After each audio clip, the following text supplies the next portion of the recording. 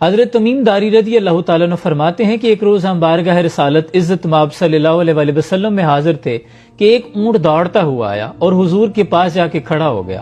اس نے اپنا منہ حضور کے سر انور کے قریب کر لیا جیسے کان میں کچھ کہنا چاہتا ہو۔ حضور نے اس کی بات سننے کے بعد کہا کہ اونٹ پرسکون ہو جا، اگر تو سچا ہے تو یہ سچ تیرا تجھے فائدہ دے گا، لیکن اگر تو جھوٹا ہے تو اس جھوٹ کی تجھے سزا ملے گی، اور ہمارے پاس پناہ لینے والوں کو اللہ بھی امان دے دیتا ہے۔ جو ہمارے پاس پناہ لے لیتا ہے کبھی نامراد نہیں رہتا۔ صحابہ عرض کرتے ہیں یا رسول اللہ صلی اللہ علیہ وسلم اونٹ کیا کہتا ہے؟ جس پر حضور نے فرمایا اس نے اپنے مالک کی شکایت کی ہے، یہ کہتا ہے کہ اس کے مالک اسے کاٹ کر کھانے کا ارادہ رکھتے ہیں۔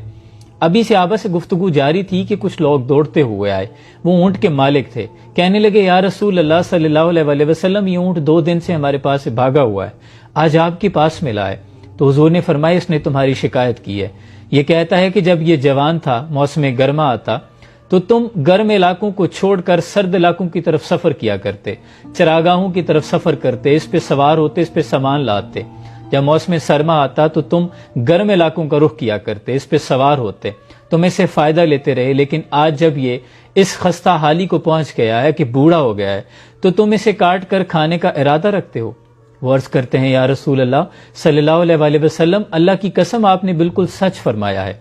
تو آپ نے فرمایا کیا کسی اچھے خدمتگار کی اپنے مالکوں کی طرف سے یہی اچھی جزا بنتی ہے؟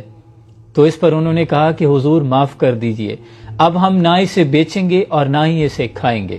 اس کے بعد حضور نے 100 درہم کے عوض اس اونٹ کو خرید لیا اور کہا کہ جاؤ آج سے اللہ کی رضا کی خاطر تم آزاد ہو۔ اونٹ نے دوبارہ حضور کے سر انور کے قریب اپنا منہ کیا اور کچھ کہنے لگا، حضور نے فرمایا آمین۔ دوسری مرتبہ پھر اس نے کچھ کہا، حضور نے فرمایا آمین۔ پھر تیسری مرتبہ کچھ کہا، حضور نے فرمایا آمین۔ جب چوتھی دفعہ اس نے کچھ کہا تو حضور کی آنکھوں میں آنسو آ گئے، آپ دیدہ ہو گئے۔ صحابہ نے پوچھا یا رسول اللہ صلی اللہ علیہ وسلم اونٹ کیا کہتا ہے؟ تو اس پر حضور نے فرمایا کہ پہلی مرتبہ اس نے مجھے دعا دی، اس نے کہا کہ اللہ کریم آپ کو اسلام اور قرآن کی طرف سے بہترین جزا عطا فرمائے۔ میں نے کہا آمین۔ پھر اس نے کہا کہ اللہ کریم کل قیامت کے روز آپ کی امت سے خوف کو اسی طرح دور کر دے جیسے آج آپ نے مجھ سے خوف کو دور کیا ہے۔ میں نے کہا آمین۔ پھر اس نے کہا کہ اللہ کریم آپ کی امت کے خون کو دشمنوں سے اسی طرح محفوظ رکھے جیسے آپ نے مجھے محفوظ رکھا ہے۔ تو میں نے کہا آمین۔ چوتھی دفعہ اس نے کہا کہ اللہ کریم آپ کی امت کے درمیان جنگ و جدال پیدا نہ ہونے دے، خون ریزی سے محفوظ رکھے۔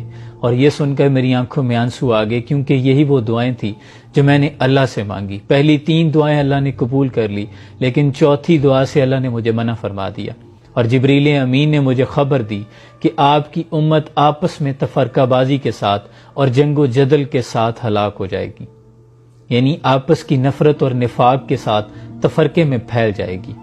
دیکھیں میرے عزیز، حضور اکرم صلی اللہ علیہ وسلم کی وہ دعا آج حقیقت بن رہی ہے۔ مسلمان کے خون کا پیاسا ہے، نفسا نفسی کا عالم ہے۔ ہم اپنے ذاتی مفادات کی خاطر کسی دوسرے کو دھوکہ دینے سے، قتل کرنے سے گریز نہیں کرتے۔ اس میں ہمارے لیے سبق یہ ہے کہ ہم آپس میں تفرقہ نہ پھیلائیں۔ مسلمان